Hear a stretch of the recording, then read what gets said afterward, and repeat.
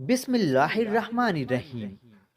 عامر ہمیشہ اپنی والدہ کی نصیحت ایک کان سے سن کر دوسرے کان سے نکال دیتا۔ سب گھر والے اس کی اس عادت سے بہت تنگ تھے۔ وہ گھر کی ساری جمع پونجی اپنے نشے کی بری عادت میں صرف کر دیتا۔ اس کا ایک ہی بھائی عمران تھا جو بہت محنتی تھا۔ عامر کے والد 3 سال پہلے وفات پا گئے۔ ان کی وفات کے بعد عمران نے اپنی تعلیم ادھوری چھوڑ کر گھر کا خرچ سنبھال لیا۔ وہ صبح سویرے کام کی تلاش میں گھر سے نکل جاتا اور شام کو واپس لوٹ آتا، لیکن عامر بری صحبت میں پڑ گیا اور اسے نشے کی عادت پڑ گئی۔ اس کے گھر والوں نے اسے بہت سمجھایا، لیکن اس کے کان پر جوں تک نہ رینگتی۔ اس کے دوست اسے اس کے گھر والوں کے خلاف ورگلاتے اور وہ ان کی باتوں میں آ جاتا۔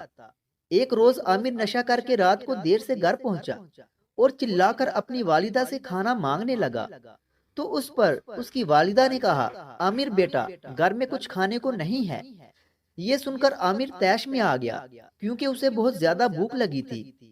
پھر وہ چلا چلا کر اپنی والدہ کو برا بھلا کہنے لگا۔ عمران نے اسے بہت روکا مگر اس نے کسی کی ایک نہ سنی۔ عمران نے اس کے منہ پر تھپڑ مار دیا۔ ان کی والدہ یہ سب دیکھ کر بلک بلک کر رو رہی تھی۔ اگلی صبح ماں نے عامر سے کہا، پہلے کام کر، پیسہ کما کر لا، پھر گھر میں کھانا پکے گا۔ یہ سن کر عامر آگ بگولا ہو گیا۔ وہ اپنی ماں کو دھکا دے کر گھر سے باہر نکل گیا۔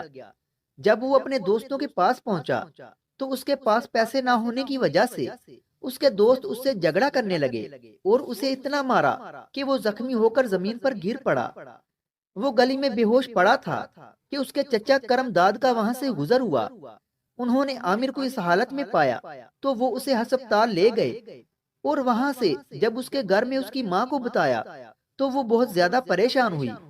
جب عمران واپس آیا تو اس کے ہاتھ میں مٹھائی کا ڈبہ تھا اور وہ بہت خوش لگ رہا تھا کیونکہ اس کی ایک فیکٹری میں نوکری لگ گئی تھی۔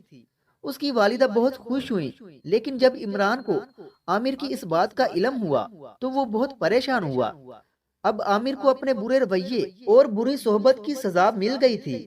وہ اب شرمندگی محسوس کر رہا تھا۔ اس نے اپنی والدہ سے اپنے برے رویے اور بری صحبت کی معافی مانگی تو اس کی والدہ نے اسے معاف کر دیا۔ کچھ دن بعد عامر نے ایک سرکاری اسکول میں داخلہ لے لیا۔ پھر عامر دل لگا کر پڑھائی کرنے لگا۔